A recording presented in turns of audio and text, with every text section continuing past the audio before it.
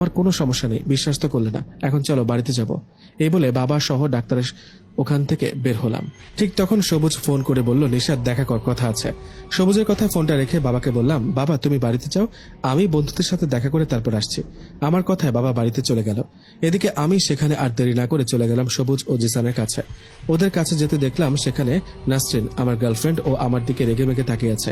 ওখানে যেতে নাসরিন বলল, সমস্যা কি তোমার? 2 দিন ধরে ঠিকমতো কথা বলছো না, রাতে কল করেছি ফোন রিসিভ করছো না। এখন আবার সবুজ ও জিসানের কাছ থেকে শুনলাম কি পাগলামি শুরু করেছো, রাতে নাকি মৃত লাশকে দেখো। হ্যাঁ, সেজন্য তো তোমার সাথে কথা বলি না, আসলে জানি না হঠাৎ কেন আমার সাথে এসব কাহিনী শুরু হলো। নাসরিন বলো, ভয়ঙ্কর না ছাই, রিলেশন রাখতে চাও না সেটা বলো, এত অভিনয়ের কি হলো? আরে না, কি বলছো এসব? রিলেশন রাখবো না কেন? রাখবো। তুমি চলে গেলে আমার কি হবে? কেন, আমি আছি না? জিসান বলল। তখন আমার সাথে রিলেশন হবে? ও তো আমার ক্রাশ। আমি বললাম, মেরে মুখ ভেঙে দিব।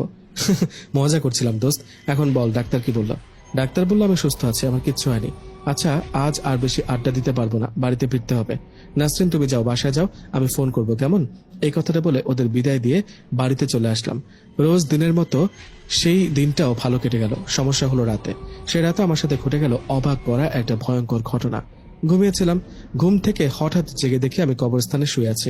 শুধু কি তাই, আমার 2 পাশে সেই 2টো লাশ শুয়ে আছে। একবার ভাবুন তো, এমন অবস্থায় আপনার কেমন লাগবে?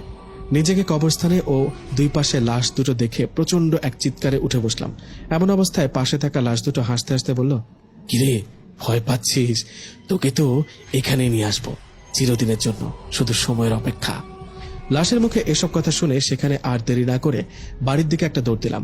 সামনে পেছনে না তাকে দৌড়াতে দৌড়াতে বাড়িতে চলে আসলাম। রাত তখন গভীর, মা বাবা ঘুমাচ্ছে। ওদেরকে না ডেকে সোজা চলে গেলাম রুমে। রুমের কাছে যেতেই বুঝলাম দরজা ভেতর থেকে লাগানো। আরে, দরজা যদি লাগানো থাকবে তাহলে আমি বাইরে গেলাম কিভাবে? কিছুই তো মাথায় আসছে না, হচ্ছেটা কি আমার সাথে? দরজা ভেতর থেকে লাগানো, কিন্তু আমার তো রুমে ঢুকতে হবে। তাই অনেক ধাক্কাধাক্কি করে দরজার ছিটকিনি ভেঙে ভিতরে ঢুকলাম। রুমের লাইট তখনও অফ ছিল। রুমে ঢুকে লাইটটা জ্বালাতেই চমকে উঠলাম। বুকের মাঝে ধুক করে উঠল, কারণ আমি লাইট জ্বালাতেই দেখলাম আমি আগে থেকে বিছানায় শুয়ে আছি। আমি নিজেই নিজেকে দেখছি বিছানায় শুয়ে আছি। মানে এটা কি করে হতে পারে? হুবহু আমার মতো দেখতে আমার রুমে আমার বিছানায় শুয়ে আছে। এমন অবস্থায় নিজের চোখকে যেন বিশ্বাস করতে পারছিলাম না। কি হচ্ছে কি এসব? এই ভেবে মনে সাহস নিয়ে কথা বলে উঠলাম। আমি বললাম, কে কে আপনি? আমার কথায় হঠাৎ ধুম ধরে বিছানায় শুয়ে থাকা আমার মতো দেখতে অবয়বটা চোখ খুলে আমার দিকে ভয়ঙ্কর ভাবে তাকালো। এদিকে ওনার ভয়ঙ্কর চাহনি দেখে আমি বেহুশ হয়ে পড়ে গেলাম।